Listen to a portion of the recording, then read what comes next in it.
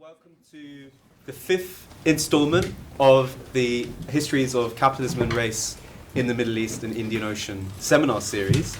It's amazing to see this many people here this far into the term, so thank you all for coming. We're delighted to welcome Nurfadzilah Yahaya this week to speak about her recent book, Fluid Jurisdictions. And just before I introduce Nurfadzilah, I'd like to also point out that this seminar has a pedagogical element as well, in that it's related to an MA module. And every week we have some MA student respondents. And I'm delighted to announce that this week we have Ada Ferraresi, who did an MA in history last year. And also Yudan Zhu, who's currently doing an MA in Near Middle Eastern Studies? History. And Turkish. So you will both be responding to, offering your comments for about 5 to 10 minutes. Also, I'd like to thank my fellow co-conveners, Hengame Ziai and Sarah Al-Kazaz, who sadly is not well, so can't be here today. And also our brilliant assistants, Ada João Moreira da Silva, and also Elan Lincoln Hyde, who can't be here today. Okay, so let me introduce our speaker. So Nurfadzilah Yahaya is Assistant Professor of History at Yale. Her book, Fluid Jurisdictions, Colonial Law and Arabs in Southeast Asia, was published by Cornell University Press in 2020. She is published in Law and History Review, Journal of Women's History, and other journals. She received her PhD in history from Princeton University in 2012, after which she was the Mark Steinberg Whale Early Career Fellow at Washington University in St. Louis from 2012 to 2015. Prior to coming to Yale, she was Assistant Professor of History at the National University of Singapore. Her current book project, which I really am looking forward to hearing more about, hopefully, is on the history of land reclamation in the British Empire, especially across the Indian Ocean. Right? Okay, so Nurfadzilah, you speak about 20 minutes, and then we'll have our student respondents. So the floor is yours. Thank you very much, Sarah, Hengame, and Martin for inviting me today, and to everyone for being here. In my book, Fluid Jurisdictions, Colonial Law and Arabs in Southeast Asia, I trace the history of the Arab diaspora in the Netherlands Indies, which is now Indonesia, as well as British Malaya and Strait settlements, which now comprise the nation-states of Malaysia and Singapore. They made very particular choices which have to be historicized. The monsoonal wind system in the Indian Ocean was quite predictable, and it is this very predictability of a homeward wind that made the ocean one of the world's most benign environments for long-range voyaging historically. The loop of obligations in the Indian Ocean is not new, but towards the end of the 19th century, closing the loop took on new forms, which I explore in my book. Rather than following the trajectory of Islam or Sufi orders or European colonialism, we can closely follow the paths of actual people on the ground to see how they navigated changes in their everyday lives under oppressive colonial rule. We see how their available options, even in the midst of colonial oppression, are not as polarized. It's not about being pro versus anti-colonial or Southeast Asian Arab versus Hadrami or Middle Eastern Arab, Islamic versus non-Islamic, or British subject versus Dutch colonial subject, or speaking Javanese or Malay or Bugis versus speaking Arabic. They inhabited several cultures at once, including legal cultures. As a diaspora, what the Arab elite feared was estrangement from their families and property. In fact, all their actions and decisions, powers of attorney, bureaucratizing their marital arrangements, taking the helm of Muslim leadership, were aimed at staving off the disintegration of their families, property, and power. The Arab diasporas in Southeast Asia used Dutch and British colonial conceptions of Islamic law to push for what they wanted at specific times, mainly for their investments to stay within their families, along patrilineal lines, across time and space. From the late 19th century onwards, two major legal institutions came to govern and organize the lives of the Arab diaspora across the Indian Ocean. The first is the Colonial Waqf, which was based on the Muslim endowment or trust. And the second is the legal instrument known as the powers of attorney. In the world of waqfs, there was a lot of friction. There was much resistance from British and Dutch colonial authorities, suspicious of property perpetually held in alienation without being taxed. In the British Strait settlements in particular, land was scarce because the three urban port cities of Penang, Malacca and Singapore were small. In the Netherlands Indies, private waqfs for private use were banned, but continued to exist on the sly since Dutch colonial officials were unable to effectively police property in their vast colony, which is also an archipelago. In contrast to waqfs, which encountered much resistance, the legal device of powers of attorney were copiously used without challenge. Powers of attorney ran easily along colonial lines because they facilitated not only the smooth flow of capital, but also made capital more visible to colonial authorities who closely monitored the property holdings of colonial subjects. Here we see the tension in the history of colonial jurisdictions when it came to management and maintenance of property under colonial rule, where the very concept of property, the phenomenon of property ownership, especially by colonial subjects, was extremely tenuous, constantly at risk of constant contestation, and oftentimes even outright seizure. When it came to people for whom mobility was the historical norm, to be moored by jurisdiction was a problem to be overcome. These powers of attorney were produced by Arabs in Hadramaut in Yemen to transfer to their representatives in Southeast Asia, where property was held at the other end of the Indian Ocean. Although they comprised less than 1% of Singapore's population, for example, one of the Strait settlements, they owned 36% of the property not owned by the British colonial government, the largest class of property owners being the Jewish population. Powers of attorney were immensely popular because territorial jurisdictions don't travel, which became a huge problem when it came to landed property, real estate. Territorial jurisdictions, the law of the land, reigned supreme rather than personal law, which continued to travel with people even under colonial rule. Generally, Muslim colonial subjects continued under the jurisdiction of Islamic law, for example, throughout the British Empire.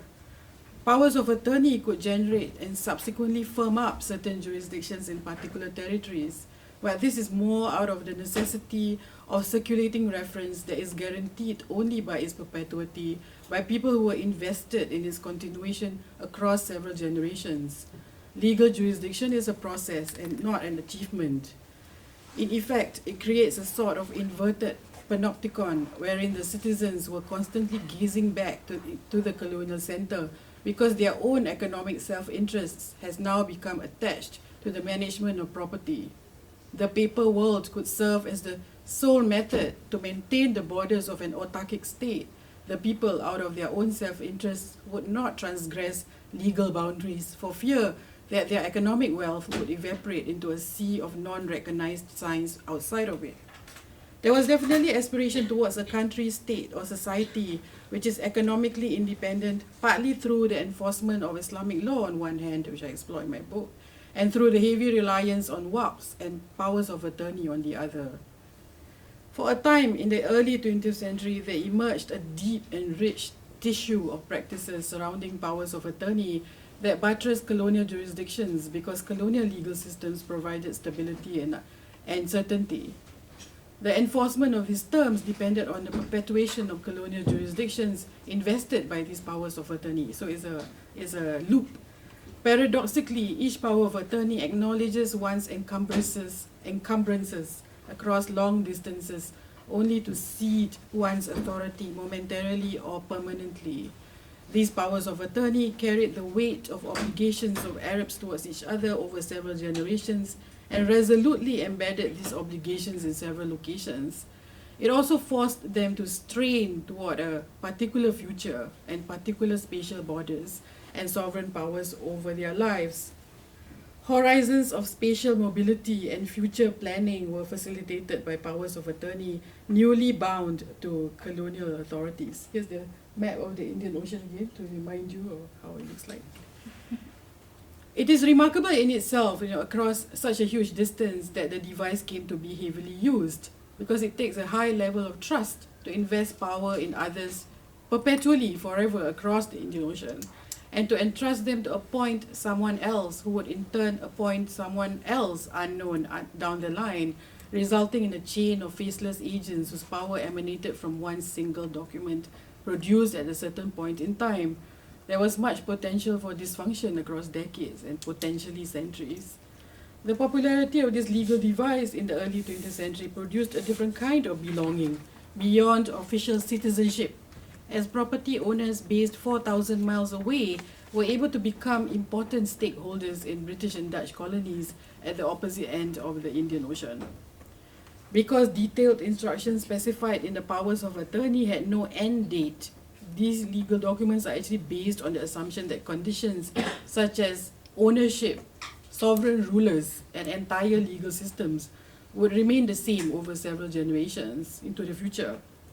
There is also the assumption that these documents will be available for convenient retrieval if need be through the decades, a practical consideration that cannot be overlooked considering the projected timeline with no end date and of course distance across the Indian Ocean. Despite the rise of the steamship and the telegram in the second half of the 19th century, this distance is never overcome during the colonial period. But these documents provided the opportunity at both ends of the Indian Ocean to construct new temporalities. Because testators produced powers of attorney close to the ends of their lives, it is likely that at least some were drawn up hastily in anticipation at the end of life, and also urgently by those who were not prepared to be saddled with the management of property and across the ocean at that. And I call this the burden of inheritance. Indeed, there are many who inherited property due to being an heir prescribed by laws of inheritance. Many unprepared heirs, usually women, transferred their power to another person almost immediately upon inheriting property. The bulk of powers of attorney were produced between the First World War and the Second World War, when the Arab community in Singapore was at the height of their wealth. From the 1860s onwards, Arab communities acquired much landed property in the colony that began to be needed to be managed at the end of their lives, which is why we see an uptick in the number of powers of attorney during the interwar period. We can see on this graph that there was clearly a moment in time when powers of attorney became popular as a device to manage property in the 1910s and 1920s. I refer to a typical power of attorney produced on October 26, 1923. The document states that Sharifah Alawiyah bint Ali bin Abdurrahman bin Abu Bakr al-Mashhur has appointed Ahmad bin Hassan bin Hamad to be her attorney. Specifically, it states, and I quote, "He shall replace her in receiving her money in Singapore. Her money is in the shape of the half of a house on the cross street number 45, which she inherited from her late mother, Sharifah Ruqayya binti Abdullah bin Abu Bakr al-Mashhur. He shall cash and receive her share, the half of renting the house, and then rent it back to whoever can afford it." To give you an idea of the level of detail, I will read to you what the rest of the document says. She assigns him to ask the governor of Singapore to authorize him to be deputized by her in matters of the mentioned house and its rent. He shall also ask him to authorize him to take care of matters of half of the house and its rent. Again, it repeats itself. To receive the money of the rent and hand the rest to the other owner who inherited the other half of the house. He shall also demand and claim the rent money from whoever was in charge in case the latter refuses. The deputy will then present him to the government of Singapore.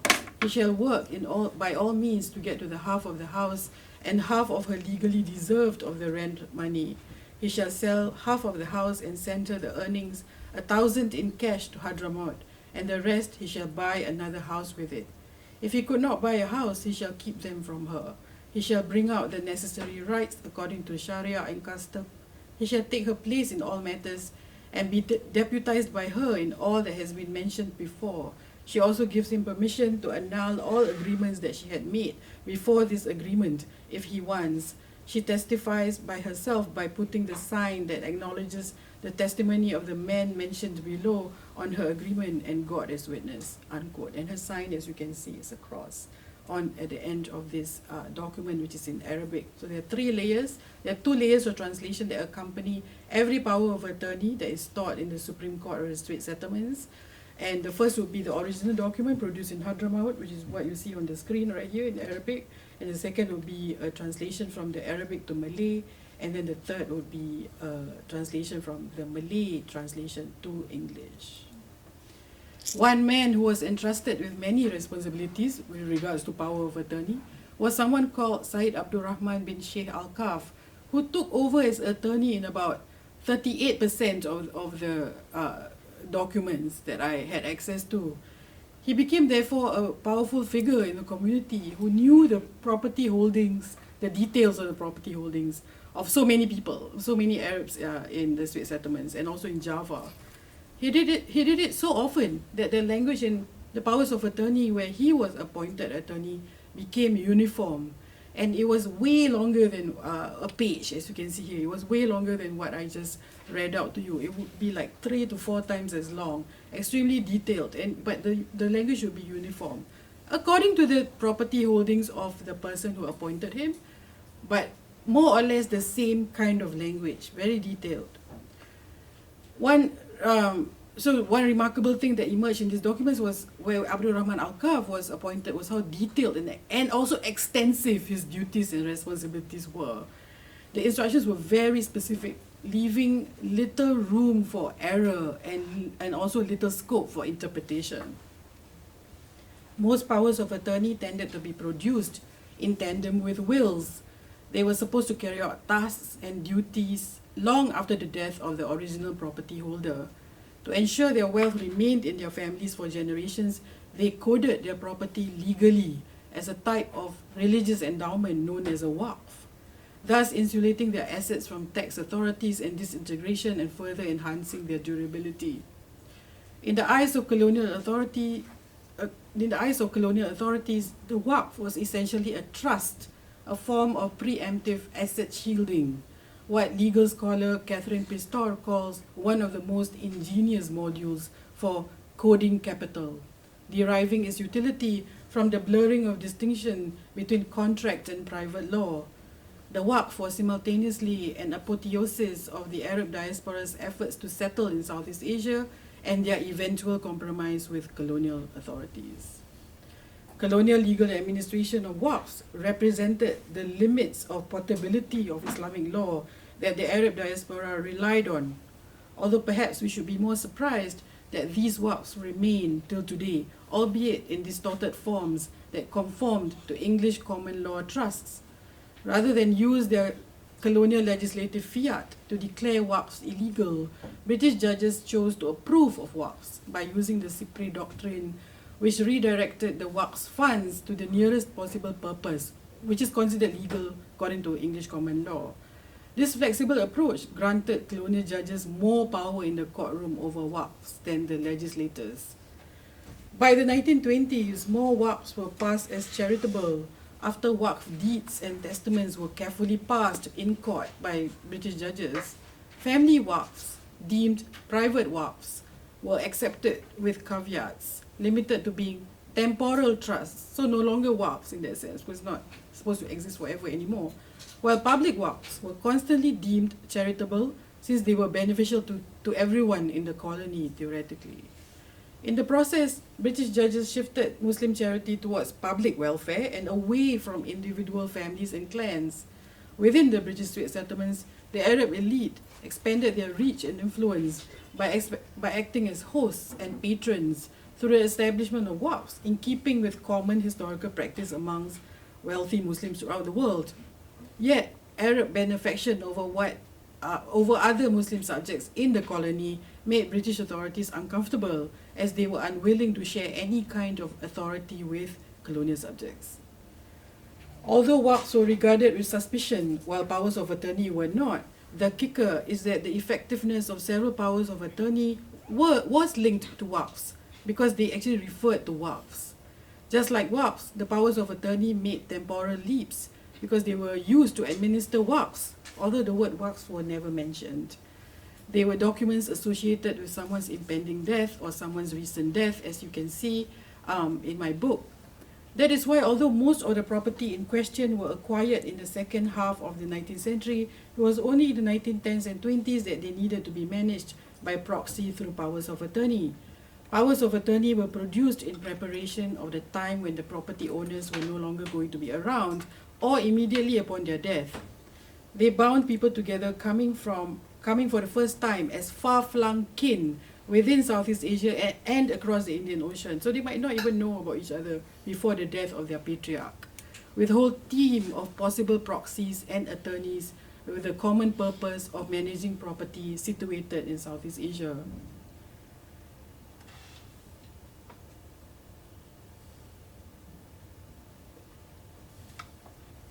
My historical actors exist on many scales at once, local, global, and international. In the 1870s, many Arab foreign Orientals, which is the Dutch colonial classification of the Arab community in the Dutch colony, tried to claim European status through identifying as part of the Ottoman Empire, since the heart of the empire, Istanbul, was in Europe. But most Arabs in the Netherlands Indies were of course not from Baghdad or Turkey in the Ottoman Empire proper, but from Hadramaut, where Ottoman hold was tenuous. Although in 1872, the Ottoman Sultan did install a governor for the Hadrami coast. Hence, Dutch authorities believed that the claim of Ottoman subjecthood amongst Hadramis was weak. An Arab merchant from Baghdad residing in Batavia in Java in 1871 attempted to claim equal status with Europeans just by referring to two Dutch government regulations of 1864, which referenced a treaty between the Netherlands and the Ottomans, where the former recognized the latter as European, but this was back in the Netherlands. Unfortunately for the Baghdadi merchant in the Netherlands Indies, the Dutch courts ascertained that he was not a European, but a foreign Oriental, just like any other Arab in the colony. In 1907, the identity of a man named Saleh Fargeh presented a challenge to Dutch authorities. He was born in Makkah to parents who were Turks from Albania, all part of the Ottoman Empire, with a grandfather who was Roman Catholic, although all other members of his family were Muslims. Dutch authorities did not know how to classify him for these reasons. Everything is inconsistent. Everything that I told you, not all of them should be a factor in classifying him. So the Dutch themselves were inconsistent about their criteria. Eventually, he was classified as Arab Turk and momentarily grouped with the foreign Orientals, his fellow litigants in this particular legal case. He appealed this ruling, and the Supreme Court subsequently declared him a European. So as you can see, these members of the Arab diaspora in Southeast Asia, they were at once Arabs, Muslims, Ottoman imperial subjects, Albanians, Turkish, Hadrami recent converts, and also colonial subjects in Southeast Asia under British and Dutch rule. Port cities in Southeast Asia were mixed and cosmopolitan historically. Colonialism sought to divide them through reclassification, leading to segregation in the Netherlands Indies and not so much in the British Strait settlements. The differentiation of colonial populations in Dutch territory into three sections, natives, foreign Orientals, and Europeans, gave rise to what the Dutch called quasi-international privaatrecht, where each legal system meant for each group was attributed fictional territorial jurisdiction. In a way, the category of foreign Orientals emerged as a form of quasi-sovereignty, albeit under colonial rule, which made it a really weird creature. The phenomenon fits what Lauren Benton describes as the emerging model of an international legal community composed of polities recognized as civilized by the societies already considered members of the international community during the 19th century. The fact that international law was invoked in cases involving natives, foreign Orientals, and/or Europeans meant that a conflict of laws was inherent in every case involving parties in different colonial categories. This system sounds incongruous, of course, since international law could only be applied between nations. It certainly did not reach within states because that would violate a state sovereignty, and much less a colony at that. The application of international law in private international law in the Netherlands Indies assumes that there are identifiable nations within the colony. One might say that, that both the Dutch colonial government and colonial subjects conceived of the population of the Netherlands Indies as a territorially compact people rather than the sprawling and stratified colony that it was, that they created. An optimistic teleology would be that this so-called international system was the harbinger of its future implementation.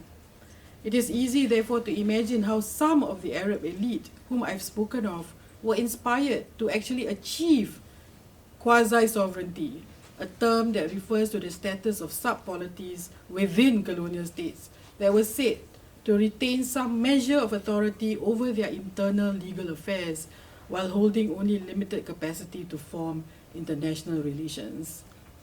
The early 20th century was the period of nascent international law, even in the colonies, as you can see, in the form of private international law. I described how non-white people invoked international law in colonial jurisdictions to their advantage, and did not hesitate sometimes to do so at the detriment of fellow colonial subjects. Legal pluralism, in my case, was both determined by different communities and of space. So while space essentially has been considered to be the organizing concept in international law, since the phenomenon of spatially constructed jurisdictions remain hugely complicated and certainly not a done deal, yeah, because jurisdictions are enacted by people, so people could challenge it or reaffirm it, whatever they choose. The fixity of state jurisdictions, including colonial state jurisdictions, was so lumpy that even under colonial rule, some people could still be exempted from it, even though they were at the bottom, yeah, as colonial subjects. And because people are the ones who determine what space is, both people and space need to be contained through law repeatedly. So things don't end with jurisdictions. Jurisdictions are in fact proxies of something else for something else, power held by certain groups of people at particular times. In Southeast Asia specifically, property was the defining quality that determined the outcome of family law, and there was an undertow of bias against women inheriting both money and power. The Arab diaspora deliberately chose to lean on bureaucratic infrastructure in their effort to construct new scales of responsibility, jurisdiction, and sovereignty. They paid a high price for this because they put themselves into the debt of European colonial governments. Over time, they were made to feel unsettled, especially in the Netherlands Indies, in various ways. Choices could be made by the Arab diaspora because theirs was not a case of forced migration in the first place. They chose to be there. So the question I ask is why? In the face of colonial legal limitations, they plodded on, guarding their property rights and keeping mixed families intact. In the archives, the voices of the Arab diaspora in Southeast Asia sounded self-assured and confident as they constantly learn how to do things in new languages, including legalese in both Dutch and English, and legal systems that are necessary for a reinvented existence. Thank you. Thank you.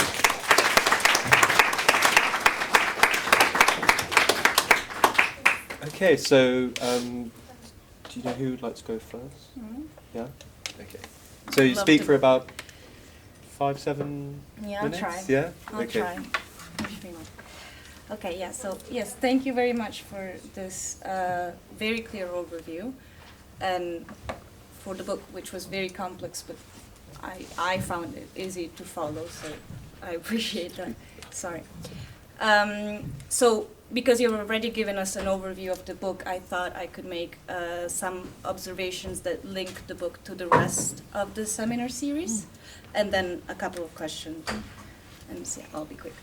So, in the seminar series, we've been focusing on the history of capitalism and racism, and I guess nationalism as well, which goes hand in hand with the others. And So I was trying to look at these elements within your work. I thought the element of racism was more clearly obvious in the case of the Netherlands Indies and how they based their legal structure on ethnic racial lines. But you see that, as you say yourself in the book, in the British context of the Straits as well, where racialization is more shielded behind the standardization of bureaucracies, but is still very present. And we have the example of the Anglo-Mohammedan laws, for example. What I thought was interesting, we could talk about, and is maybe more linked to nationalism, was the production of historical narratives. And you say in the book, colonial legal history is invented legal tradition, which again I think we're familiar with in a nationalist context, where national common histories are created or fabricated for the state interest. And in this case, the state is creating national histories not of its own nation, but foreign national histories. And I thought it was interesting and could be linked to, well, Professor Nadia Abu al-Hajj's point about historical epistemology and, well, her realization that we've come to a political historical impasse where we're not necessarily looking at historical facts or historical fabricated facts, but at the meaning that we're given to these facts. And I thought a good example of that was what happened in the Strait settlements, where I think in '58 the colony is declared uninhabited. And so the historical fact itself is clearly, everybody is aware of the fact that it's fabricated because people have been there and the colonial authorities themselves know. But what is interesting, what is important here is the meaning that is given to this fact, and in this case is a legal meaning that has huge consequences. I thought that was interesting. With regards to capitalism, well, what I appreciated about your book is that in this case, the capitalist logic that sort of guides colonial policies also guides colonial subjects movements in the colonial world. But I was wondering if this can be linked to something else that we've been looking at in the seminar series, which is the endurance of colonial policies in post-independence realities, and what I mean, how more surprisingly capitalist and racist policies not only feed colonial administration, but also post-colonial administration. And again, how that can be, we can see the same happening, not in a post, I mean, you do say in your conclusion that this happens even after independence. So I thought, what your opinion on the subject is. There's a lot of other observations I'd like to make, but I don't think I have time. I will look for you later. No, One more minute? I have two questions that I really want to ask. So my first question has to do with your decision to focus on the specific social group, because what I was wondering is how are other non-native elite groups, or non-native elite groups moving in this legal pluralistic context? What are their strategies? Because if they also navigated in a similar way to the Arab elite group, then can we look at this from more than an ethnic point of view and a class thing? And then can we interpret this as like yet another version of Homo economicus, one that is not necessarily, doesn't have this identity necessarily imposed by the colonial authority, but develops it in tandem with the colonial authority? And then the other face of that could be the Homo Islamicus, which is in this case the native, which is seen as unable to protect himself. But if this is not the case, and the other elite groups were doing things differently, then why are we looking at the Arab elite specifically? What is it about the Arab elite that makes that differentiates them? And then my last question. So in the seminar, we'll be trying to understand and look at the logic that guides colonial policies, and I am having a hard time understanding what logic the Dutch were following, because from an economic point of view, I thought their decision to structure the legal system on racial lines, I thought ultimately is counterproductive.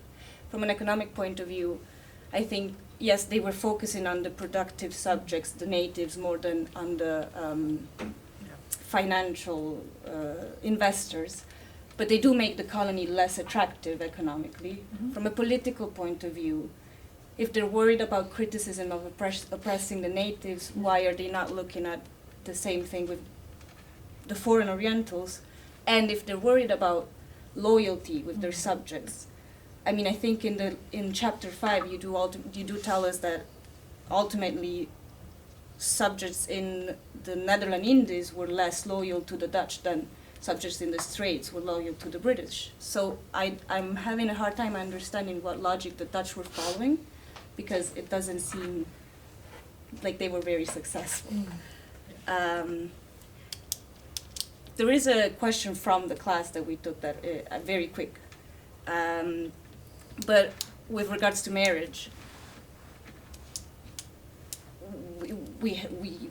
you mentioned how Muslim native women were asking for divorces, and they were being granted divorces by the Qadis. Why were they asking for divorces? Okay, I'm done. Thank you so much. That's great. You done? Yes. Thank you for your wonderful, thought-provoking book and your today's book talk. And I will begin my briefly thoughts about this, and I will try my best to make it shorter. And a little louder. Oh yes, of course. So I think the book, Fluid Jurisdictions, can be counted as an area which receives more and more attention in recent years. That is like the mobility of law across the Indian Ocean world. I remember like when Laura Benton, in her book called The Legal Pluralism and Empire, 1500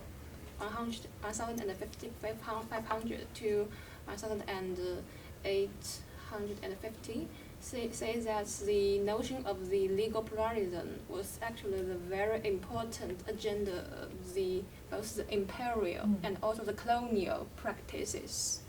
So I think this book, The Fluid Jurisdictions, is trying to answer the question of like the legal pluralism or even legal pluralities through a fascinating account of the Arab diaspora and their engagements with both the colonial law and also the Islamic law. So, and also it's very interesting, and also for us, because this seminar and the previous guests, their works were mostly focusing on the Middle Eastern context. And here, the book, it's actually from like a very new to us, the Southeast Asian perspective, but also and mainly focus on the British Straits settlements and also the Dutch Indies. But I think still it provides us with very vital experience and accounts in the legal struggles over marriage, inheritance, commercials, and through these kind of legal structures, they kind of reshape the power and authority of the both colonial and Islamic law. And for me, in order to try to build a dialogue or like build some revisions between this book and what we have been discussed in these previous seminars, I will try to focus on my reflections on the notion of the family and especially the related Waqf issue and its relationship between it and the colonial governance. So here, it's interesting that in your book, you're actually trying to push back the effectiveness of the long-held binary between the colonial law and Islamic law. You're trying to say actually within this time period, within this specific geographic region, the intervention and mobilization of Islamic law was actually done both by the colonial officials and by their colonial Arab subjects. And it's interesting that all these kind of things, their starting point for some Arab men and their desire to want to regulate their family relations, or like the very domain of the kinship, just as just mentioned and you must mention, like their issue of divorce affairs, because actually in Southeast Asia, the Arab migrants, they had a very long tradition to marry the local women, and actually this kind of blur the so-called racial or identity line between the so-called native and Arabs. After all, they have the same religious belief, Islam, right? And here, but they still want to pledge to the colonial authorities to try to prevent their wives, these local women, to divorce from them, because according to the local Sharia, and the local Qadis could actually perform the duty of making divorce legal by proxy when their husbands are away. And also, in the book, you mentioned this was an issue related to the control of property, because if the authority of the local Qadis could be enforced, then they could use the definition of the kafah, the sufficiency of the marriage, and then try to maybe transfer the property, the real estate, from the clan within the Arabian diaspora. So I think here is very interesting for me, because what we have been studied before, especially about the legal reform and also like the Sharia law, the legal transformation in the colonial modernity period, especially within the Middle Eastern context, like what we have learned in colonial Egypt or colonial Algeria, such kind of things.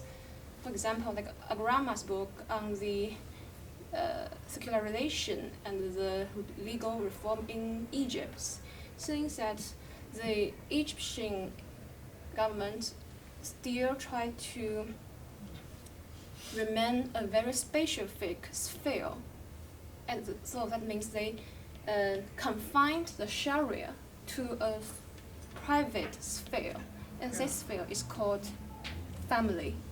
So there was an emergency between the private and public, between the family and those things like those properties which should be regulated by the authorities, by the nation states or by the colonial authorities. But here, with the example of these Arabian elites, Arabian men, Arabian diaspora, it's interesting that they actually actively try to pledge to the colonial authorities. They try to use the power of these legal authorities outside of their own Sharia traditions. Yes. And do you think they are?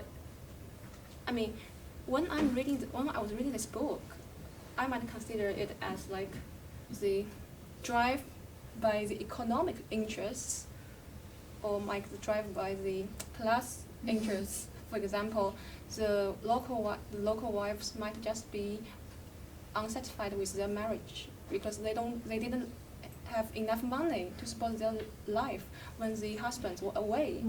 But are there any kind of more deeper roots of this kind of very different mode of thinking and dealing with the family affairs compared to other examples from the Islam, from the Muslims during the colonial period. And I think like this is my reflection, and I will provide some questions. I was reading the book.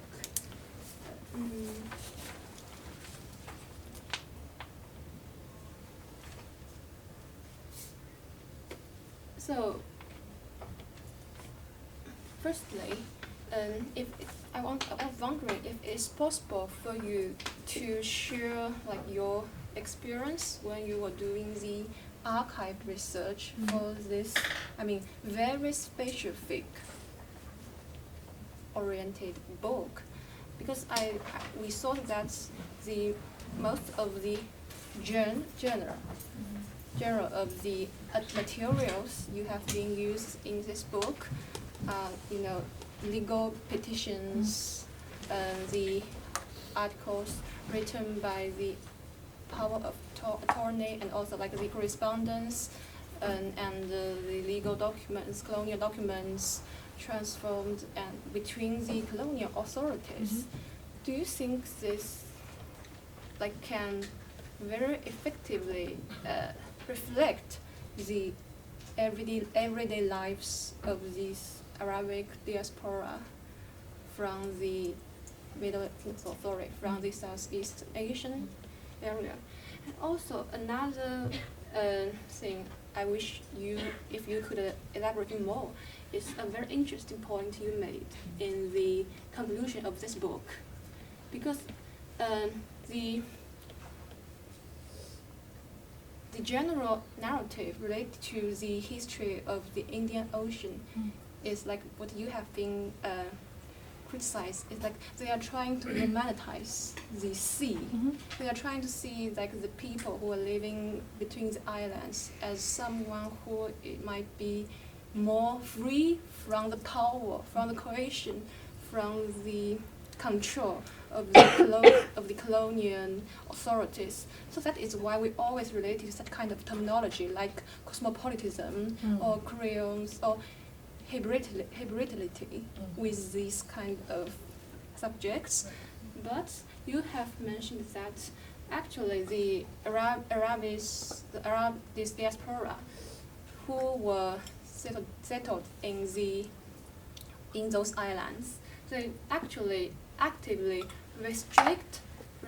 restricted their communities with relatively small scale, and so like you made such kind of viewpoint. Muslim cosmopolitanism was actually nowhere to be found in the time period, in the regional text you were writing on. So I was very curious about these viewpoints, like how and to what extent did you reach to this conclusion? Because it's so different from the, conventional narratives we have been perceived on the discipline of the history of Indian Ocean. Yes, thank you. These are my problems. Thank you, Yudan. Thank you. Okay, so before I open it up to the floor for discussion, I'm gonna let you respond to these comments. Yeah, thank you so much for those comments. Thank you. Yeah, they help me to approach my book anew and think it freshly. So thank you so much. So I refer to your first question, why focus on this group? I was drawn to this group because they are very complex in that they are in between in so many ways. They don't need to be there, they don't need to be colonial subjects. They were free in Hadramaut, independent, and yet they were drawn to Southeast Asia, which was deeply colonial, and became more and more colonial as the decades went by, from the second half of the 19th century onwards, right up to independence. So my question was, what drew them to these colonial jurisdictions, which were oppressive, right?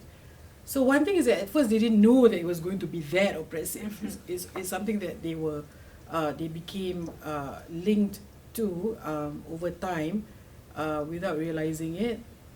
The other is that, especially for British colonial jurisdictions, there was a lot that the British offered them in the port cities. In the British Straits settlements and also in Malaya, they were grouped together with other Muslims. And it wasn't according to race, legally speaking. So they could potentially become really powerful because, there's this large group, right? The Muslim colonial subjects, right? So they were, they aspired to be the elite of this group, right? And they presented themselves as such. And they said things like, we being Arabs are familiar with Arabic, more familiar with Islamic law. We came from Arabia. We are acquainted with Islamic law better than the local Muslims, the Malays, for example, and so on and so forth. And they didn't hesitate to play that racial game, in order to rise up in the ranks of, to become the Muslim elite in the eyes of the British. So, the opportunity to be at the helm of the Muslim communities in British Malaya and the Straits settlements was very attractive to them. And in a way they did rise up the ranks, and they did present themselves as such. So this is an unexpected story of disunity amongst Muslim colonial subjects in a place which is very mixed, right? There are a lot of Arab, South Asians, and so on and so forth in Southeast Asia, and the different Southeast Asians also who are part of the Muslim community. So in that sense, there was no cosmopolitanism in that sense. So there was no, to go back to your question, there was very little of that I saw, because race played such an important part in their life still. It became very gendered, very racialized very quickly in the second half of the 19th century. And one of the things that I was writing against is this notion commonly held by the European colonial officials, which is that this assumption that Muslims want to practice Islamic law, as in they want to do the right thing according to Islamic law. But that's not true, as you can see, the people that I look at, they wanted certain things at different times, and they were willing to do anything to get it, by subverting waqfs, going against the wishes of the people who established them, which was, their father or their grandfather. And also, it's considered a sin in Islamic law to go against the wishes of the person who established the waqf. And yet this happened all the time because they wanted to benefit from it. They keep on suing each other because their property is still kept within these families across time, right up till now. So in that sense, the genre of law is extremely useful for colonial historians because we are able to see and hear the voices of colonial subjects. Yeah. With regards to your second question, why did the Dutch pursue a policy that to us seemed counterintuitive, right? And compared to the British, right? Yeah, I think you're comparing it. Yeah, exactly. So, loyalty was not what the Dutch wanted. It wasn't,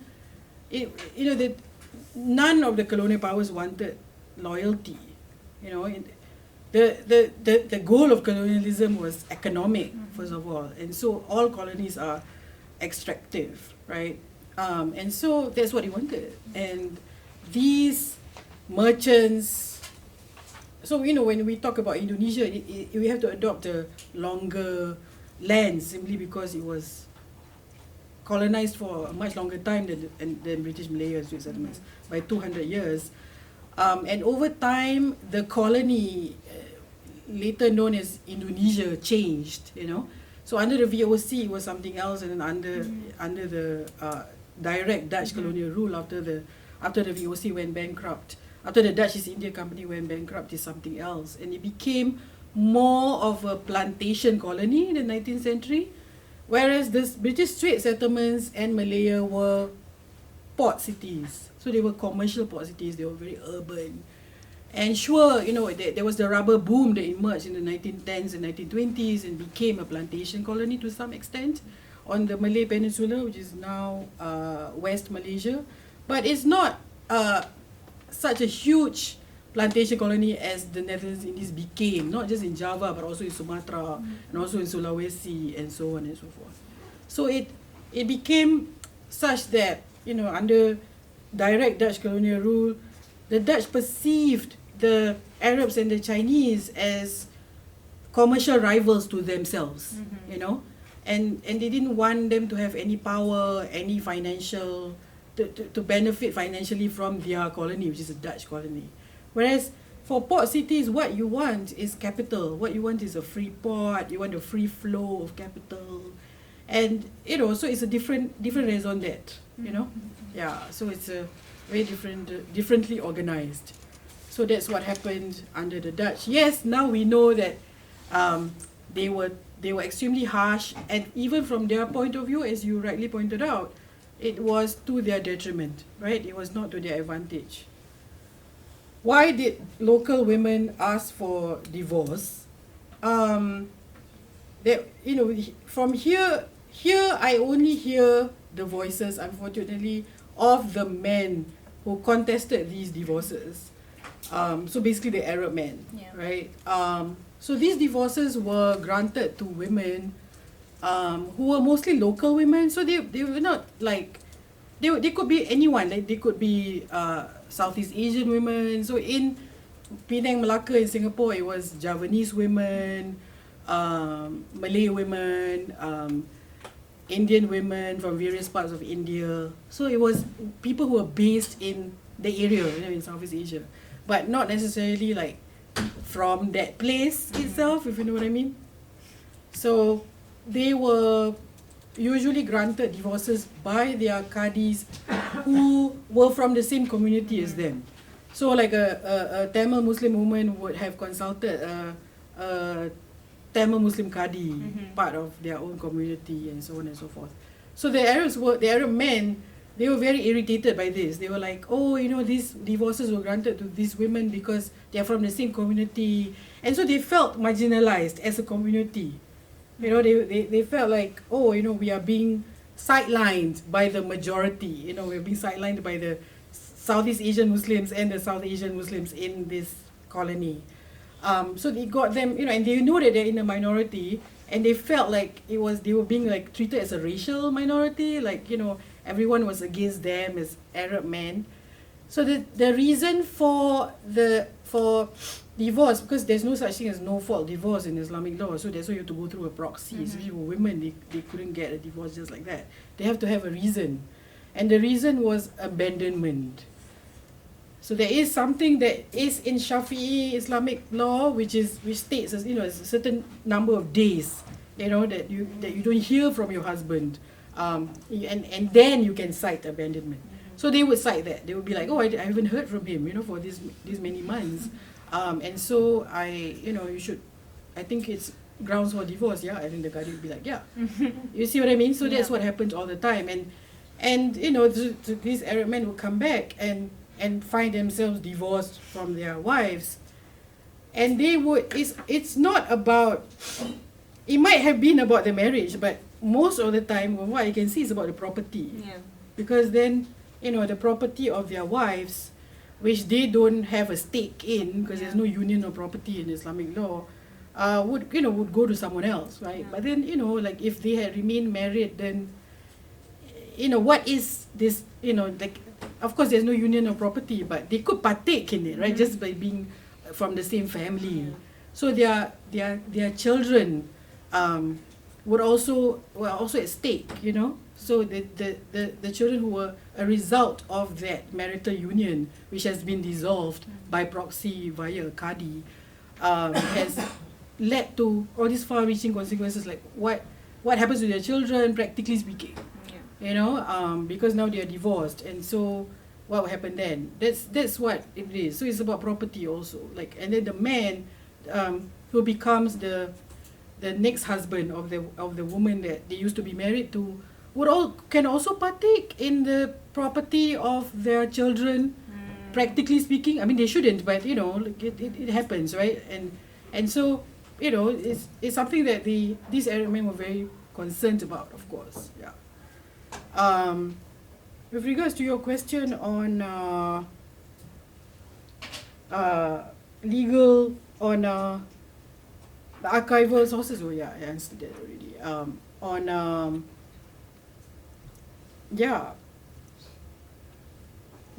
There is no, yes, you're right, that there is no, you know, the fact that Southeast Asia became deeply colonized meant that people became grounded, literally. They were not free anymore out at sea. In many ways, they had to become the subject of someone. So one major community which is not been studied enough is the South Asian diaspora in the Netherlands Indies. So they're more South Asians from the subcontinent throughout the Netherlands Indies than the Arab community. But they have not been the subject of sustained study. So what happened to them is that they were regarded by the Dutch as simply because they were from the subcontinent. So they might have been in Indonesia for like centuries, you know. But because they were perceived to be Indian, they were tied to the subcontinent, and they were not. Something weird happened to their identity in that they never existed outside of the frame of empire. So because the British were so prominent on the subcontinent, they were all, you know, despite coming from places, some of them came from places that were not colonized by the British on the subcontinent, but because the Dutch perceived the British to be so prominent on the subcontinent, and because they had this imperial mindset, so every Indian person within the Netherlands Indies were, instead of being classified as foreign orientals like the Chinese and the Arabs were, they were classified as British Indiers. So they were completely foreign, like not even like from here, one of our colonial subjects, but like, oh, they're not ours, like they're not Dutch colonial subjects, they're not Dutch at all, they're not Indonesian, they are from India, you know. So they were always classified as British Indiers, yeah. So in that sense, it's quite extreme. To give you an example of something, or people being grounded, right? Like shouldn't be here, also cast out of that place that they were at. Yeah, so it's quite extreme. Yeah, so thank you so much, both of you, for your questions and comments. Thank you for answering. Thank you. Thank you. So I'm going to open up to the floor now. Just note that the session is being recorded. If you would like to speak but not be included in the recording, please contact us. Our details are there on the whiteboard. So we're going to give you a break now for about 15-20 minutes while we take comments and questions from the floor, and then we'll let you respond, and then we'll do another round of that. So, who wants to go first? Okay, so yes, and then yeah. Bismillahirrahmanirrahim. Assalamualaikum, and thank you very much for compelling discussion, compelling reading of your book. My question or first comments, is with regards to the notion of the Sharia of the gaps, because it seems that the application of Sharia is very much dependent on whether the context fits or not. So the application of Sharia seems to be at the whim and the fancy of these, primarily Yemeni people, Arab community diaspora, and having engaged with a lot of people, Al-Haddad, Al-Mashhur, Al-Kaf, there's this certain nostalgia identity is again then associated with the Arabs, because the Arabs married into Malay families, Malay royalty, for example. So what happens then to the Malay identity back then and also now? The other question is with regards to Islam, and whether or not the Arabs who came to Southeast Asia were influenced by Islam in its totality, or was it something that can just be assumed as a legitimizing factor in that travel from the Arab lands to the Nusantara Malay archipelago? So those are my two questions. Thank you. Yeah, Johara. Thank you again for your talk. It was a very compelling read and also compelling to listen to. One of the things that struck out to me in both the text and in your discussion is this question of gender and how there seems to be two paralleling perspectives. The first is the colonial, which is, women are oppressed within these communities.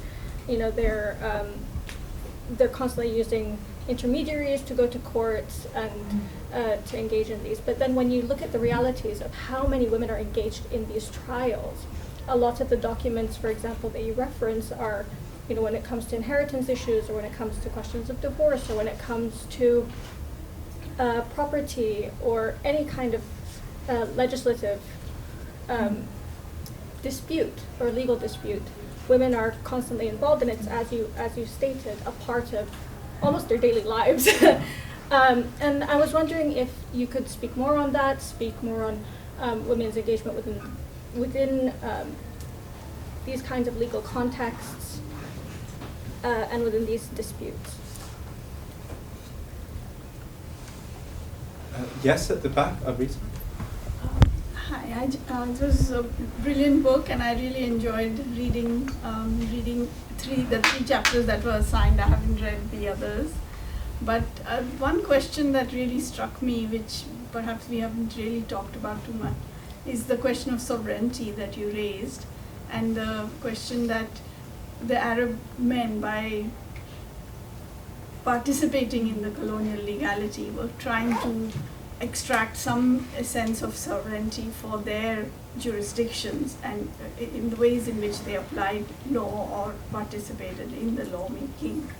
And I think there you drew a little bit on an older history of I forget the term, but they were community courts. It suggested to me that they were courts that were set up by the community rather than the British in the Netherlands Indies.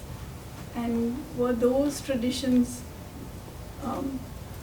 were they completely dissolved? Did they continue in adats and other kinds of local law ways that you referred to earlier in those two chapters? Thank you. Hengame? Thank you so much for an amazing talk and a wonderful book. We really enjoyed reading it this week and discussing it in class. I've got lots of questions, but I'm going to try and restrict myself to maybe just a couple, and if there's time I'll come back at the end. The first thing that kind of came to mind as we were discussing it in class was how your book does or doesn't engage with this argument that Sharia faced a kind of structural death, right, with colonial modernity, with the rise of the modern state, WRCHR's argument. Is this something that you're showing us as you demonstrate, at least in one of the cases, the way in which this quote-unquote Arab elite allows the Sharia as they've understood it to be sort of appropriated as a kind of technology of colonial rule? So I'd be just curious to hear more about that shift from Sharia being a kind of bottom-up sort of phenomenon, not to sort of romanticize it, but I suppose that's the argument, to something that functions in the interest of the colonial elite. That's the first question. And then the second one, I suppose, given the title of this seminar, Histories of Capitalism and Race, is about the question of race, and just wanting to hear a bit more about how you're thinking about this category. I think at various points in the book you talk about thinking about race through mobility, right? Or rather, maybe I should say that the colonial elite were linking mobility to this idea of race. So that, of course, reminded some of us of the argument that Mamdani makes about settlers and natives. So the Arab elite suddenly being understood as the settlers, and then there being the production of the native. So it'd be, just generally great to hear more about where you see the role of race here. And I just wanted to quickly note something that I read on page 100 that I couldn't quite understand. So you've said, the race-based legal system in the Netherlands Indies created much confusion because it was not actually race that determined the status of foreign Orientals, but Dutch colonial political interests. So I just wanted to know, what do you mean by that when you say it wasn't race that determined their status, but sort of political interests? Yeah. Oh, Esteban? Yeah. Thank you.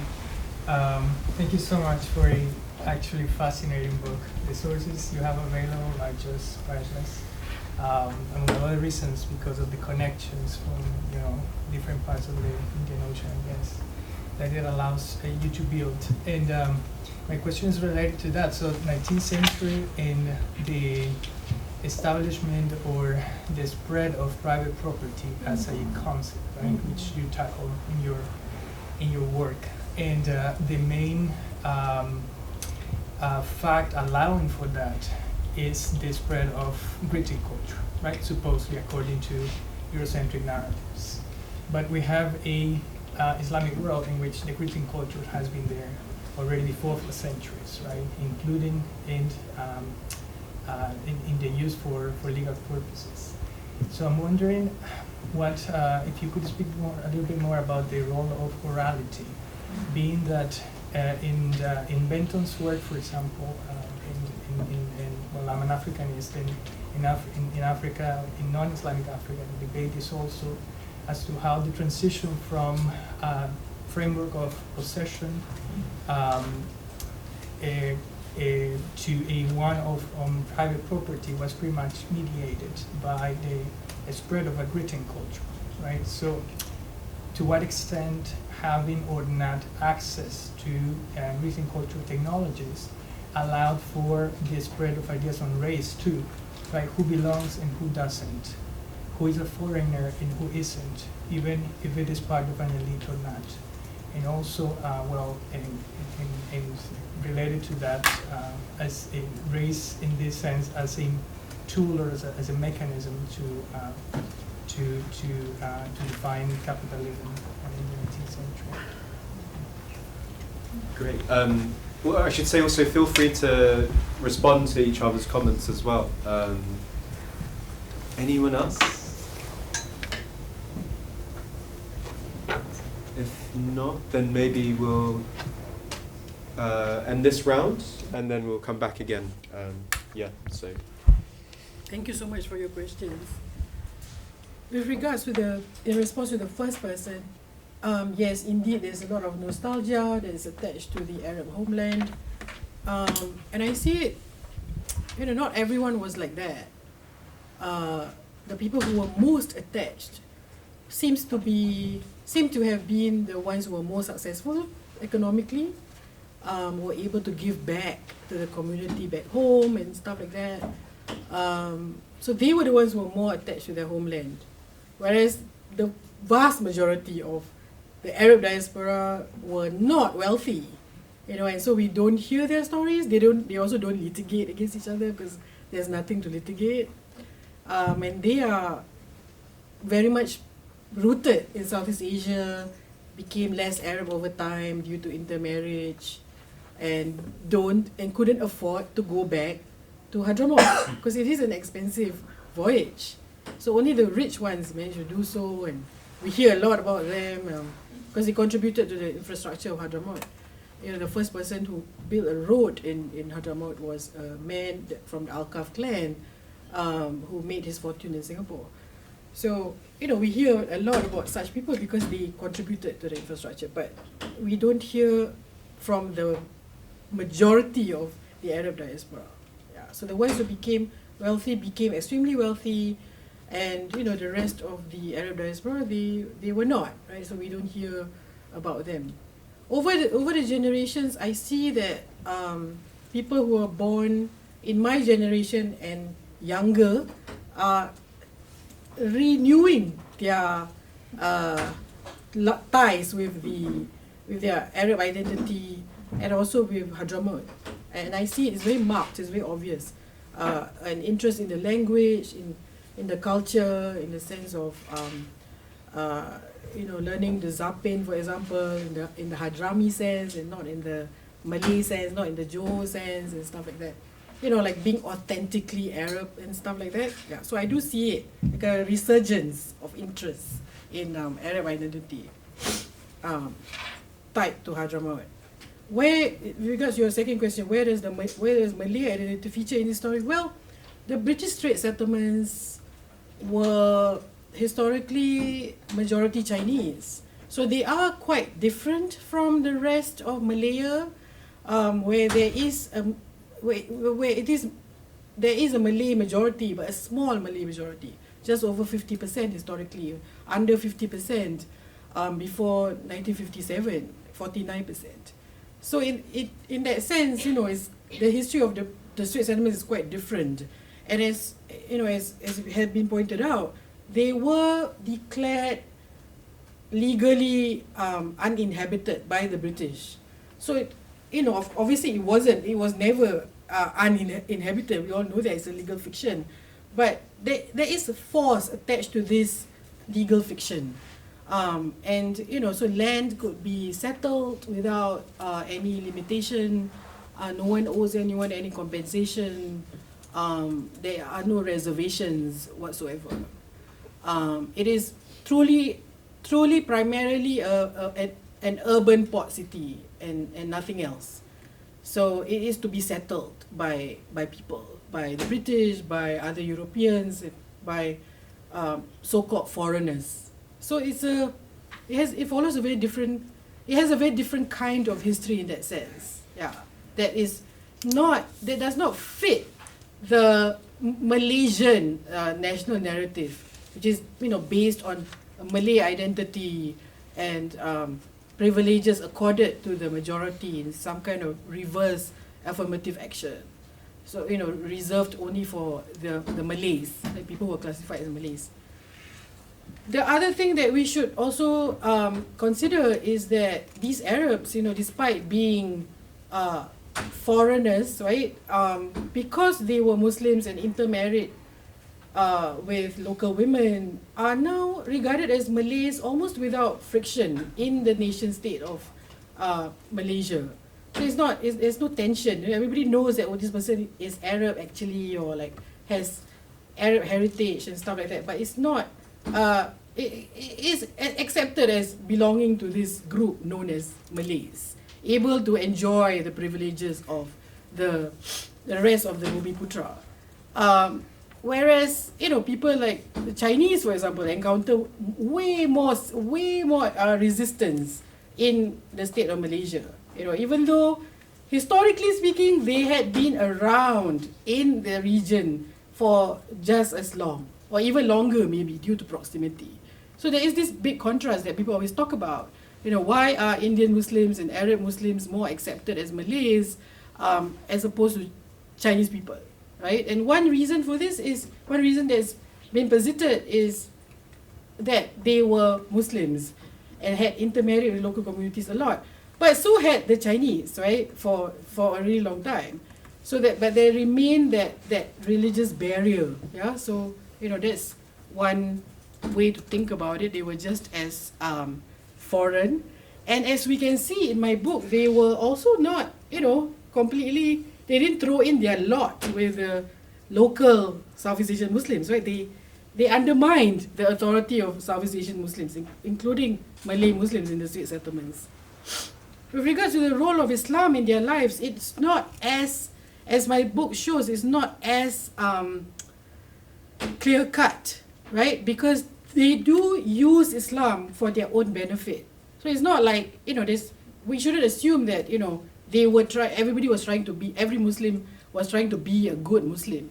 So they use Islam in very interesting ways. For example, as I said, to undermine the authority of other Muslims, right, who form the majority of the Muslim population, ethnically speaking, by saying that, they don't know anything. They are Southeast Asian Muslims.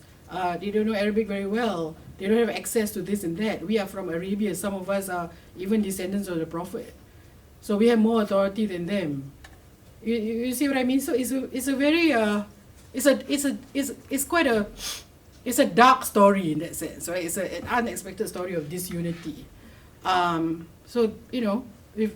brings me to Hengami's question about the role of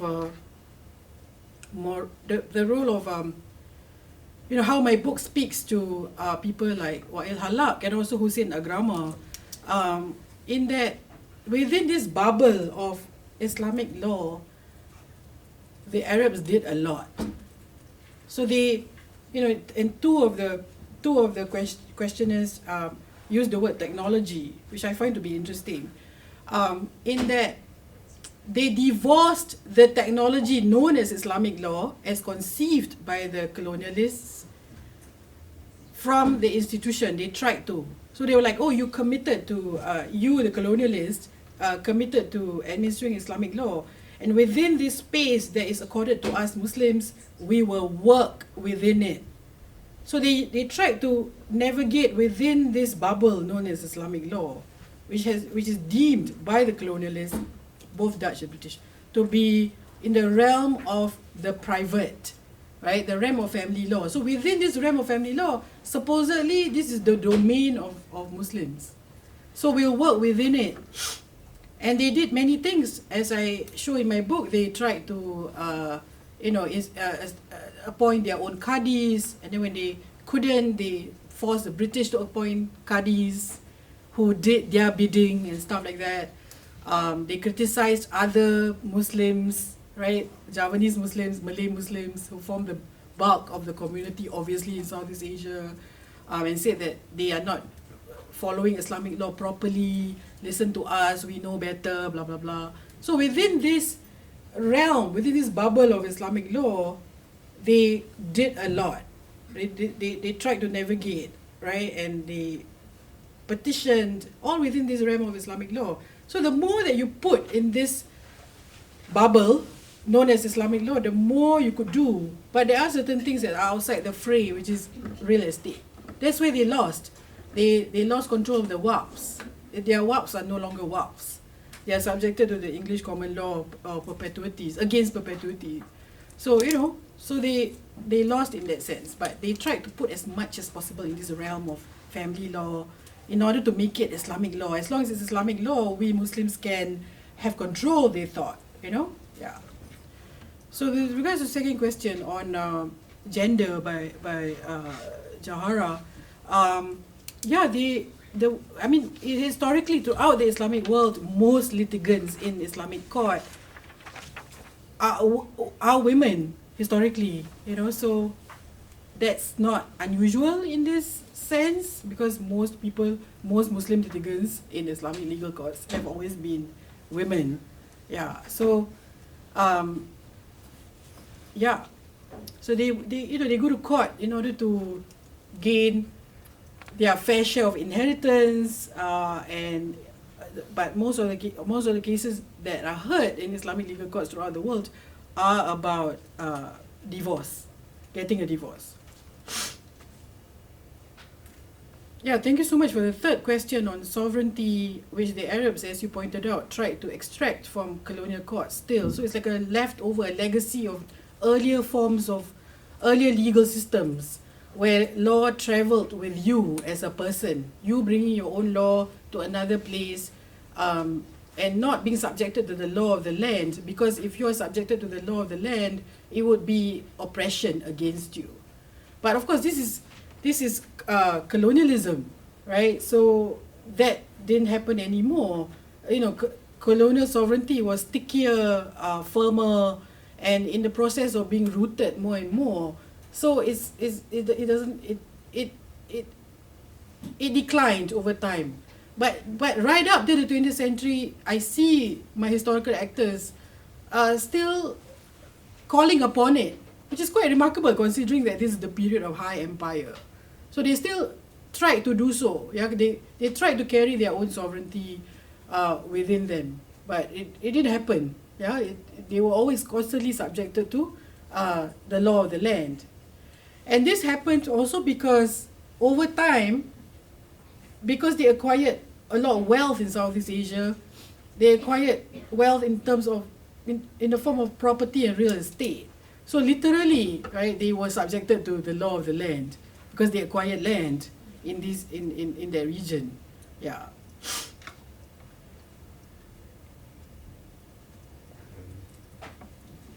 Regards to I have one last question. Regards to the last question on the 19th century rise of concept of private property. Yes, this is so interesting because here, out in the colonies, we see a lot of historians for a time in the 90s and early 2000s love to point out that the colonies were laboratories where things are experimented upon, and new things happen, and usually to the detriment of colonial subjects, of course.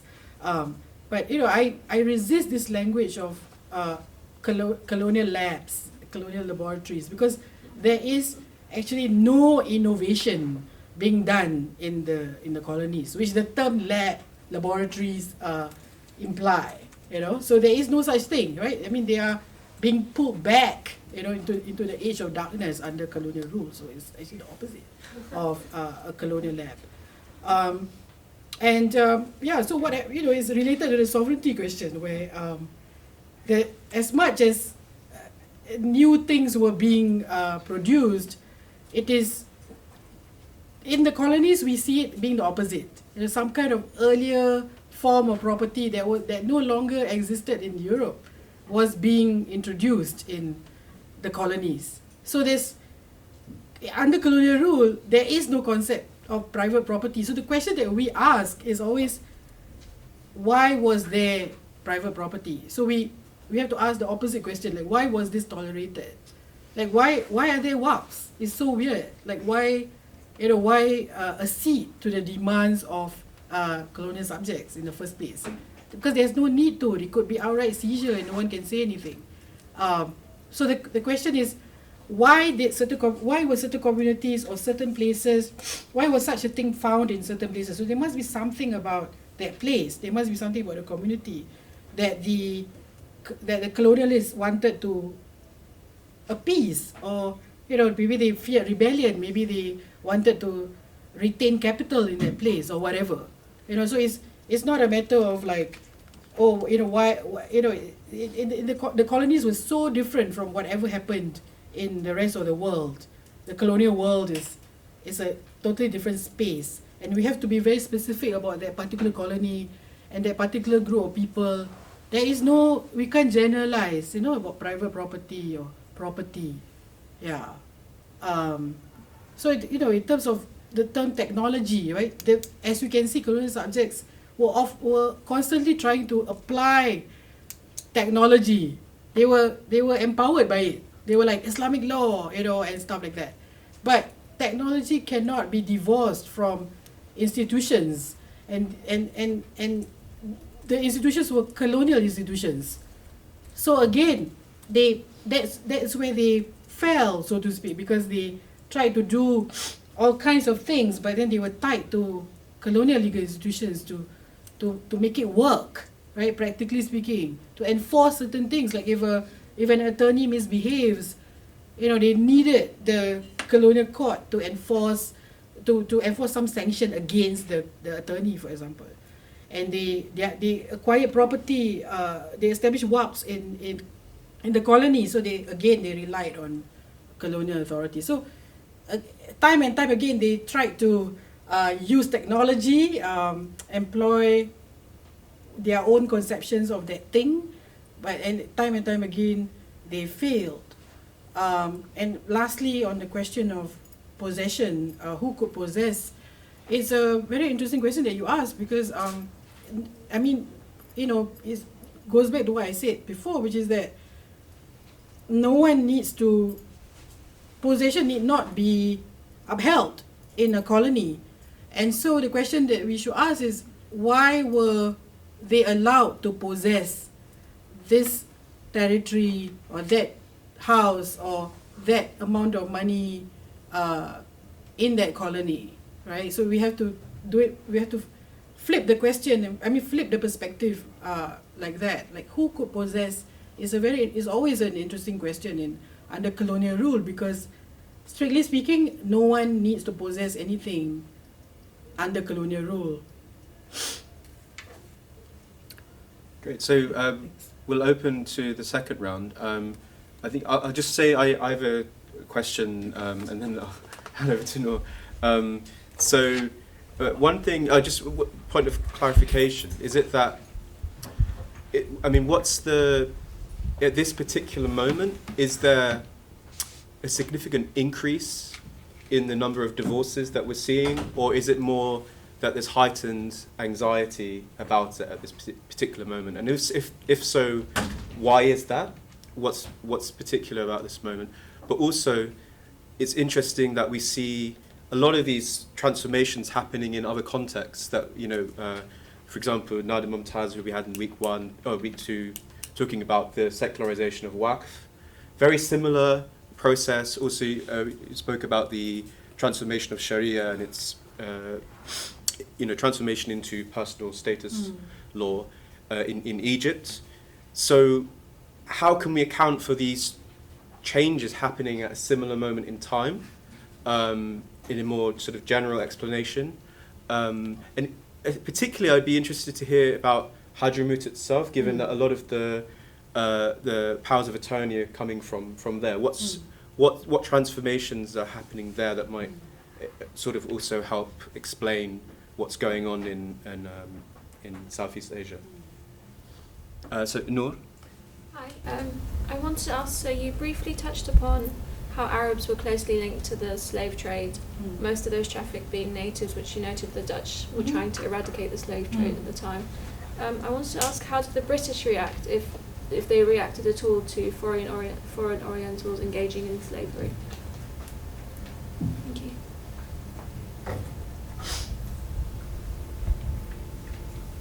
Zaki? Yes, thank you so much for the wonderful presentation. Actually, I have some questions, but I think I will focus only on two. The first one is that we know that in the Dutch there was some Arabs being appointed as mufti, like Said Usman, for example. I know little about the British Malaya, whether the British colonial power also appointed the Arab mufti to reformulate the Shafi'i tax law to regulate some, not only Arabs but also Muslims, the Malays in the British, Malaya. The second one, whether there was some collaboration between the Dutch and also the British colonial powers to, for instance, I think just to, to navigate or just to control the movement of pan-Islamism in the late 19th or the early 20th century. Because I think it is important that, from what I know, is that the Yemeni Hadromi in Batavia also there was some, they sent some of the people, some Muslims to Istanbul, not only to study but also to raise the, maybe just, something like pan-Islamism like that. Thank you.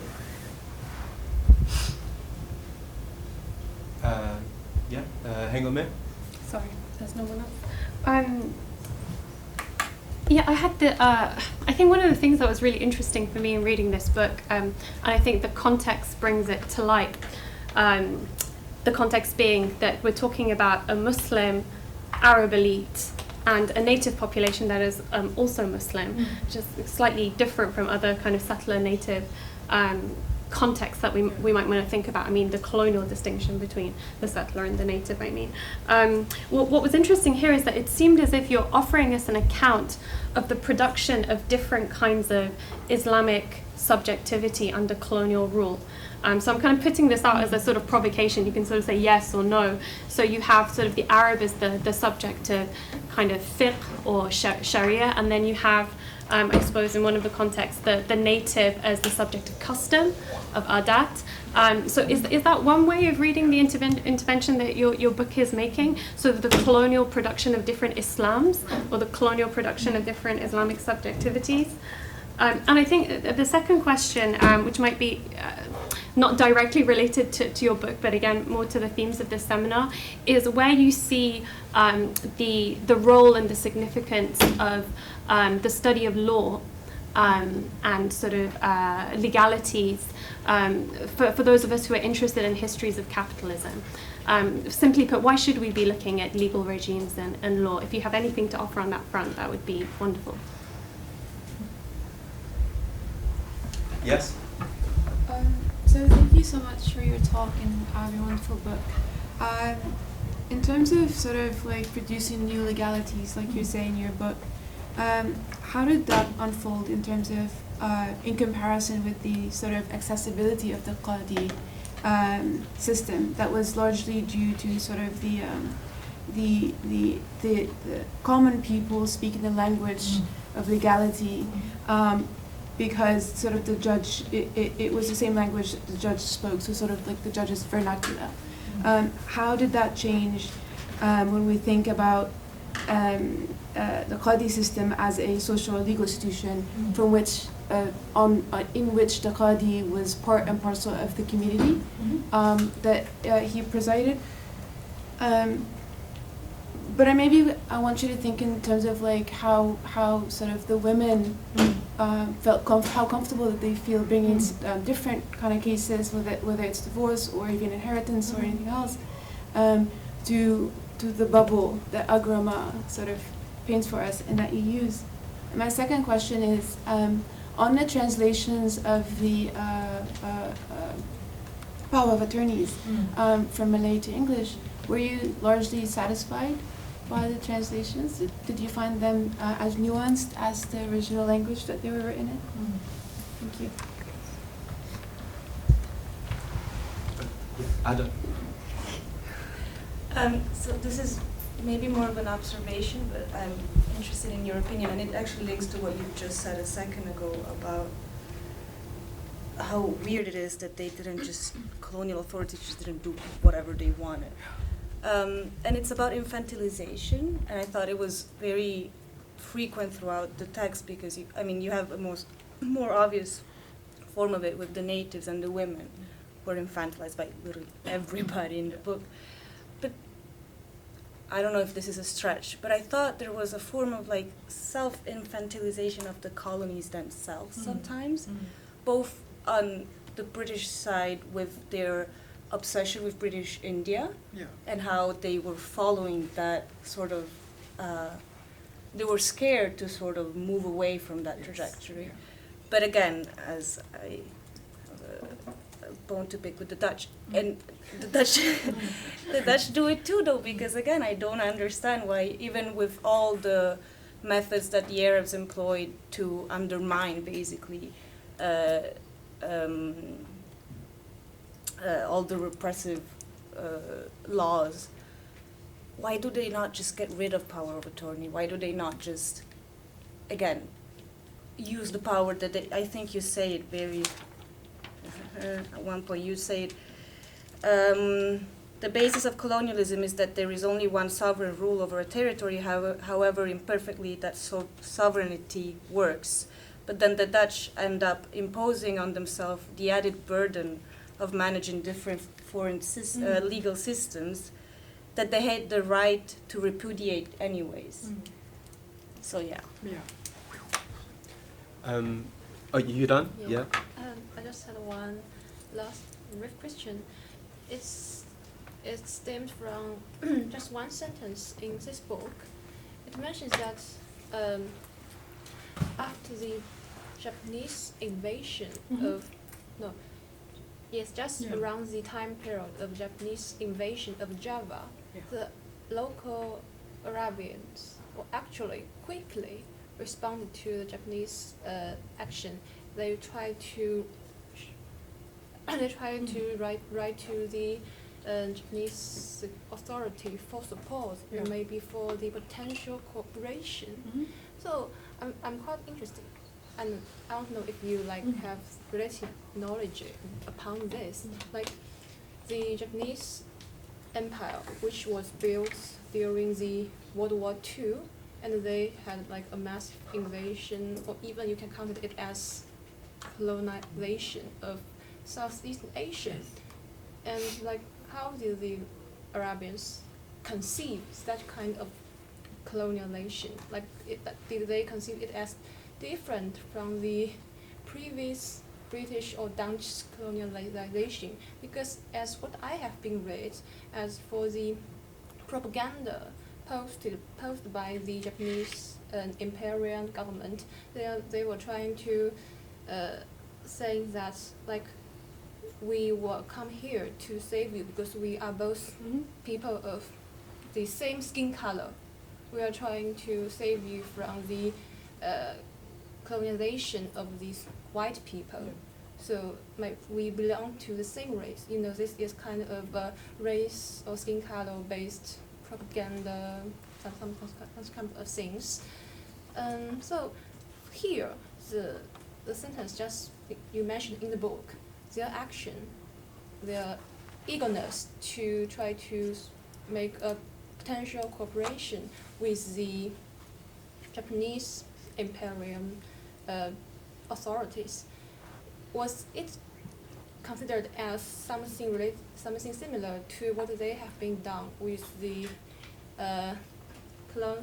British or Dutch colonial authorities, like something sparked by the driven of economic interests, or there was indeed something like the sheer race backgrounds, same skin color, or like we are all Asian people, like the drive behind such kind of behavior, was it anything different or similar? Yes.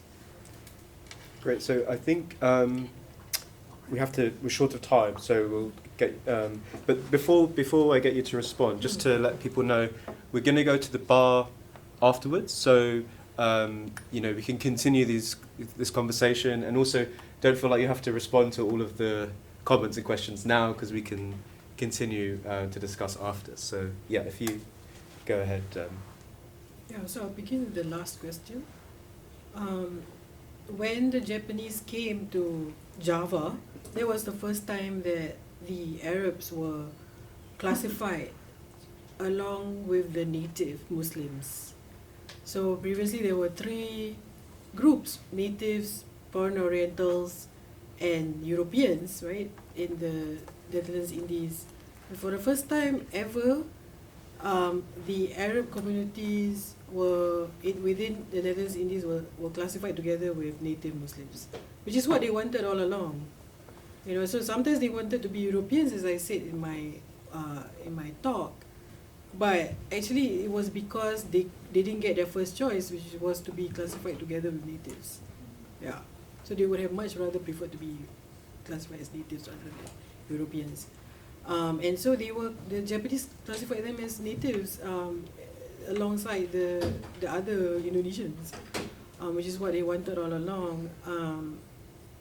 And they appealed to the Japanese as sometimes as Arabs, as you said, but I didn't see any tension that was between the Arab community and the Japanese colonizers who came to occupy Indonesia. Upon reaching Southeast Asia, all over Southeast Asia, the Japanese would, as you said, declare independence for the colony from European colonial rule, right? But then they themselves are colonizing that place. And Indonesia was a prized colony within the Greater East Asia Co-Prosperity Sphere because of the natural resources that Indonesia has, because of the sheer size and the natural resources that Indonesia gave. So they were considered like a special place within the Greater East Asia Prosperity Sphere. The other place that was considered special, the only place that's renamed, which is a mark of, could be a mark of prestige, was Singapore. It was the only place that was given a new name by the Japanese. And that is very different. So the history of the British trade settlements, which includes Singapore, is very different from that of Indonesia, because it was considered a prized colony also by the Japanese, but for a very different reason, for a very tragic reason actually, which is that the trade settlements have a majority Chinese population, which the Japanese hated, and so tortured them more. So the fall of Singapore was particularly appreciated by the Japanese because of that. Because it has a majority Chinese population, which the Japanese were very much looking forward to oppressing because of long-standing wars with China itself. And secondly, because it was the linchpin of Pacific defense, British Pacific defense in the region. So linking Southeast Asia to Australia and New Zealand. the two settler colonies down south. So, you know, it's a very different sort of relationship. And the Arabs didn't figure in the story of Japanese occupation of British territory at all. I didn't see it, unlike the Netherlands Indies. Why do they not get rid of powers of attorney altogether? Well, yes, that is a very interesting question. It did lead to a lot more work for them, right? Because they have to administer all these things. So yeah, especially when you come to the Dutch, you know, because they were so oppressive, they had a lot of oppressive policies against the Chinese and the Arabs and the Netherlands Indies. Whenever they did something for these communities, you can't help but ask the question why.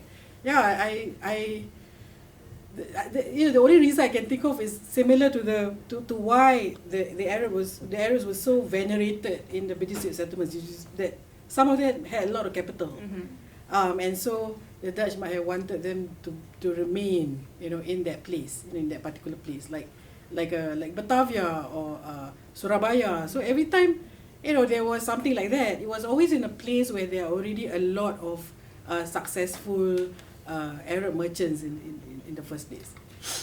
In regards to the accessibility of the Qadi in Southeast Asia, yeah, the Qadis were very accessible. Like there was no tension, as far as I can see, between the Qadis and Muslim women in all these areas, in either the Netherlands Indies or the British Strait settlements, especially in the Netherlands Indies, where the Arabs did not manage to gain the upper hand in reappointing their Qadis. So the Qadis were mostly Javanese in Java and remain so, despite the Arabs petitioning the Dutch to, you know, undermine the authority of these Qadis. Yeah. So because they didn't succeed, the Arabs didn't succeed in Java. They didn't succeed anywhere in the Netherlands Indies actually. Yeah. So the local Qadis remain, and I didn't see any complaints or, you know, from the women themselves and stuff like that. Yeah. With regards to the British Strait settlements, I also did not see any complaints by local women who in court, you know, saying that, oh, you know, I went to this Qadi and he didn't do what I wanted, it's against Islamic law. I also didn't see it. So yeah, I didn't see anything like that in my sources. How satisfied am I with the translations? The translation from Arabic into Malay was very accurate. And, you know, the only thing that they changed usually is that they would cut down, they wouldn't translate prayers or invocations of God, you know. Because they know that this translation is being done with a view to translate it into English for the eyes of British judges and lawyers. So they already made that cut, if you know, they already censored all these things. With regards to the translation from Malay to English, sometimes there are inaccuracies. So they are done by two different translators always. So the Arabic to Malay translator would be different from the Malay to English translator always. Yeah, and over time you see that there are professional translators employed by the court, but they are not employed by, like, they don't hold permanent positions usually. They're not like working for the court. They're not working for the British colonial government. They are freelance translators. Yeah. So thank you for that question. Regards to Hengami's question about subjectivity, settler versus native. Yeah, I mean the British Strait settlements now have been divided into the nation state of Singapore and absorbed into Malaysia.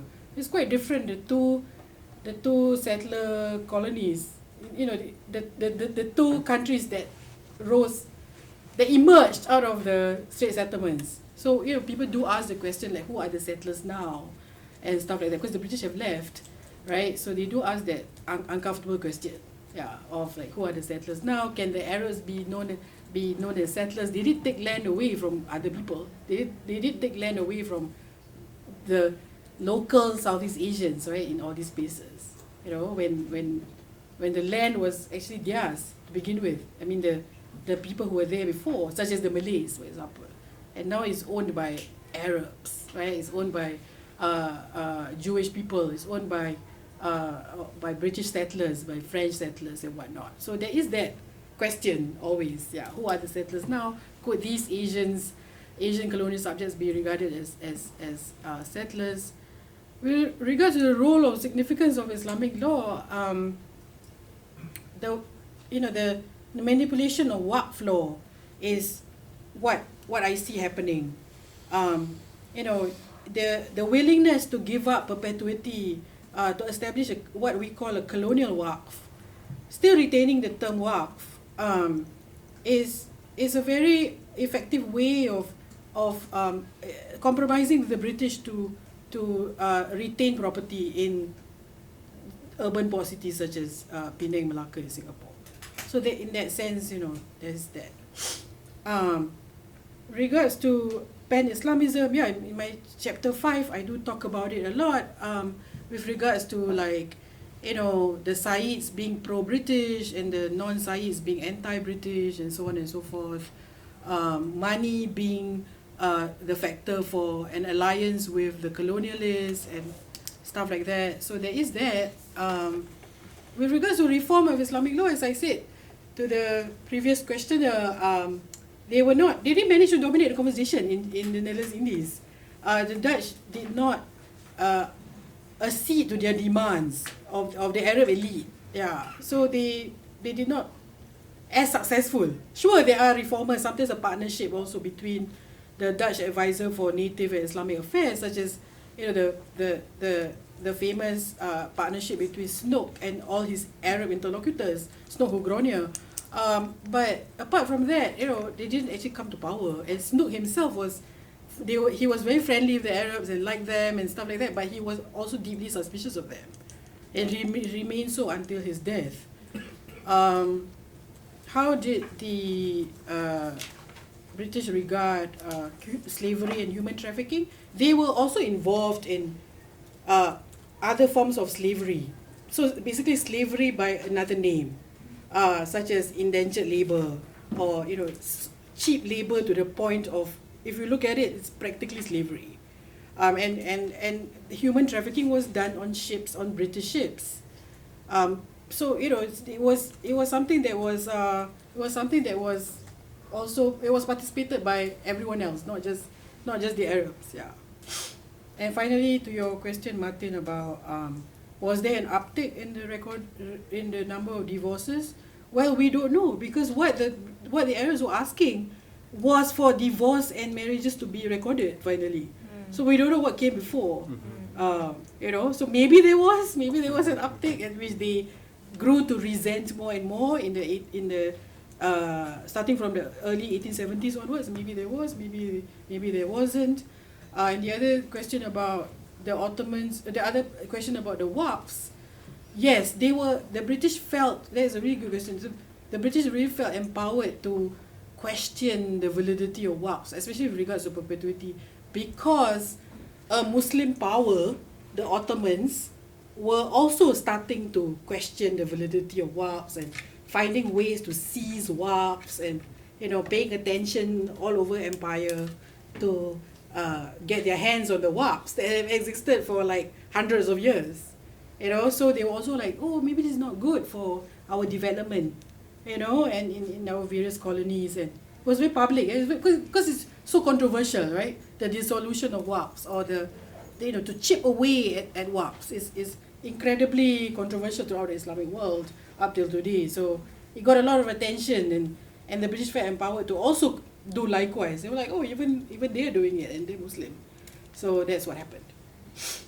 Great. Well, thank you so much, Nurfadzilah, again for joining us and speaking about your really rich book, which I know speaks to a lot of the themes that we've been working on in Middle East studies as well. So really grateful to have you here. Thank you. Thank you.